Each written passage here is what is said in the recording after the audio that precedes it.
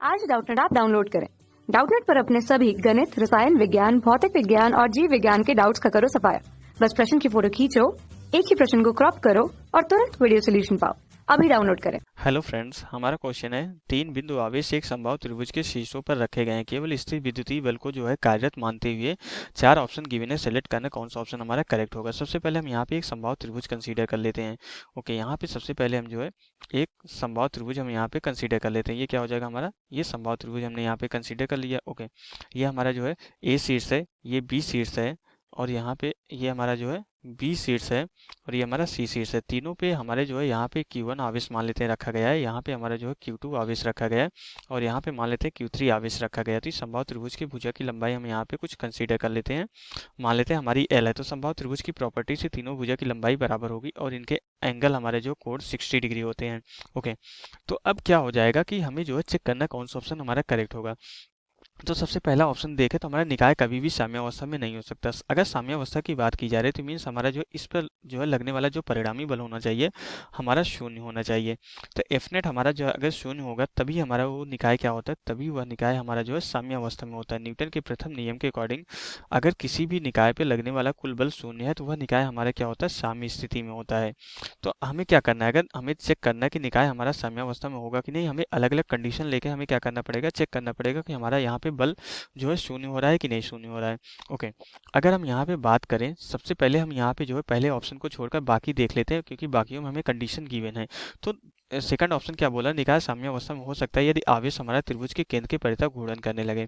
अगर आवेश हमारा त्रिभुज के केंद्र के परितः अगर हम यहाँ पे घूर्णन कर रहे हैं तो भी हमारा क्या होगा, इनके बीच की दूरी हमारी क्या रहेगी, हमेशा बराबर ही रहेगी।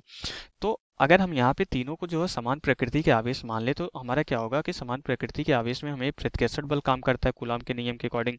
तो यहाँ पे इन दोनों के बीच लगने वाला प्रतिकर्षण ए और बी पे रखे आवेश के कारण लगने वाला प्रतिकर्षण बल कुछ इस डायरेक्शन में आएगा और यहाँ पे इन दोनों ए और सी के कारण प्रतिकर्षण बल हमारा कुछ इस डायरेक्शन में आएगा। ओके, ये हमारा क्या हो जाएगा, इसको अगर हम यहाँ पे F1 मान ले और ये F2 मान ले तो इन दोनों का हमारा परिणामी आ जाएगा। अगर हम इन दोनों के परिणामी की बात करें तो इन दोनों का परिणामी कुछ हमारा इनके बीच में ही आएगा कहीं इस तरीके से। ये क्या हो जाएगा हमारा इन दोनों का परिणामी। अगर यहाँ पे निकाय पे बल अगर हमारा नेट बल शून्य करना तो तीसरा बल लगना चाहिए इसके जस्ट विपरीत में और इसके परिमाण के बराबर होना चाहिए। तो मीन्स अगर हम देखें तो कूलॉम के नियम के अकॉर्डिंग इन दोनों के बीच अगर समान प्रकृति के आवेश है तो हमारा किस डायरेक्शन बल लगेगा, हमारा बल इस डायरेक्शन में लगेगा। ये क्या हो जाएगा हमारा, ये F3 हो जाएगा। तो अगर दो सदिश हमारे इस तरीके से अलग अलग डायरेक्शन में है, अलग अलग डायरेक्शन मीन्स हमारा जीरो तभी होता है जब दोनों सदिश एक दूसरे के विपरीत दिशा में होते हैं। यहाँ पे विपरीत दिशा में नहीं हो रहा है, ये हमारा एक्स एक्सिस में आ रहा है और ये वाई एक्सिस में आ रहा है। तो ये दोनों बल हमारा कभी इनका परिणामी कभी भी शून्य नहीं हो सकता F12 और F3 का। इसलिए हमारा इस कंडीशन क्वेश्चन में इस सेकंड ऑप्शन में कंडीशन गिवन है इसके अकॉर्डिंग निकाय हमारा कभी भी साम्य स्थिति में नहीं आ सकता। अब अगर हम यहाँ पे थर्ड कंडीशन देखें तो निकाय साम्यावस्था में हो सकता है यदि आवेश विभिन्न परिमाण तथा विभिन्न प्रकृति को। अगर हम यहाँ पे एक टाइम के लिए आवेश के परिमाण को विभिन्न परिमाण और विभिन्न प्रकृति के भी मान ले तो हम कैसे कंसीडर कर सकते हैं। यहाँ पे कंडीशन ले लेते हैं, हम क्या करते हैं यहाँ पे Q1 को क्या करते हैं, Q1 को धनात्मक मान लेते हैं और इन दोनों आवेशों को हम क्या मान लेते हैं, ऋणात्मक मान लेते हैं। तो इसके अकॉर्डिंग हमारा क्या हो जाएगा, इन दोनों के बीच हमारा आकर्षण बल लगेगा क्योंकि विपरीत प्रकृति के आवेश हो गए। ये हमारा यहाँ पे इस डायरेक्शन में आकर्षण बल लगेगा, यहाँ पे इस डायरेक्शन में आकर्षण बल लगेगा।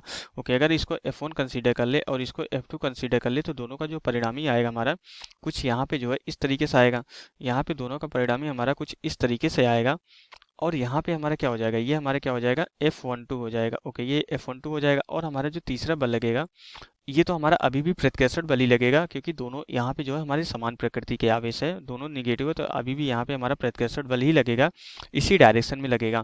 ये F3 होगा। अब यहाँ पे देखें ये माइनस वाई एक्सिस में आ रहा है और ये एक्स एक्सिस में आ रहा है। अगर इस तरीके से एक्सिस को डिफाइन करें तो ये हमारे क्या दोनों अलग अलग डायरेक्शन में आ रहे हैं, दोनों विपरीत नहीं आ रहे। हमारा इन दोनों का योगफल तभी शून्य हो सकता है जब डायरेक्शन अपोजिट हो और परिमाण में बराबर हो। तो डायरेक्शन अपोजिट नहीं हो रहा है, दोनों के बीच 90 डिग्री का एंगल बन रहा है। तो 90 डिग्री का एंगल बनने की वजह से सदिश के नियम के अकॉर्डिंग ये दोनों का योगफल हमारा कभी शून्य नहीं हो सकता है। इसलिए हमारा इस स्थिति में निकाय हमारा साम्यावस्था में नहीं रहेगा। अब अगर यहाँ पे थर्ड कंडीशन चेक करें, निकाय साम्यावस्था में हो सकता है यदि आवेश समान परिमाण के परंतु विभिन्न प्रकृति को हो। अगर हमारा आवेश विभिन्न प्रकृति को हो गया, परिमाण में भले ही बराबर हो, तो उनके इस तरीके से हमारी फोर्स की डायरेक्शन हो जाएगी। पहले और दूसरे का हमारा परिणामी इस दिशा में आएगा और F3 हमारा इस दिशा में आएगा। दोनों के बीच मीन्स 90 डिग्री एंगल बनेगा। मीन्स यहाँ पे ये हमारे कुछ इस तरीके से आएगा, दोनों के बीच ये 90 डिग्री एंगल बनेगा, तो दोनों का हमारा परिणामी कभी भी शून्य नहीं हो सकता। दो सदिश का योगफल तभी शून्य होता है जब दोनों एक दूसरे के अपोजिट डायरेक्शन में होते हैं। इसलिए यहाँ पे हमारा जो है ये भी ऑप्शन हमारा इनकरेक्ट हो जाएगा। तो हमारा इसके लिए कौन सा ऑप्शन करेक्ट हो जाएगा? फर्स्ट ऑप्शन राइट ऑप्शन हो जाएगा। अगर तीन आवेश जो है हमारे जो है समबाहु त्रिभुज के शीर्षों पर रखे हैं तो इनका जो है परिणामी बल कभी भी किसी भी कंडीशन में हमारा शून्य नहीं हो सकता। इसलिए हमारे ये निकाय कभी भी साम्य स्थिति में नहीं हो सकता। इसलिए हमारा इस क्वेश्चन के लिए फर्स्ट ऑप्शन हमारा राइट ऑप्शन है। तो यहाँ से हमारा क्वेश्चन कंप्लीट हो जाता है। Okay, thank you. कक्षा 6 से 12वीं से लेकर नीट, IIT, JEE वो एडवांस के लेवल तक 1 करोड़ से ज्यादा छात्रों का भरोसा। आज ही डाउनलोड करें डाउटनेट ऐप या व्हाट्सएप करें अपने सारे डाउट्स 8400 400 400 पर।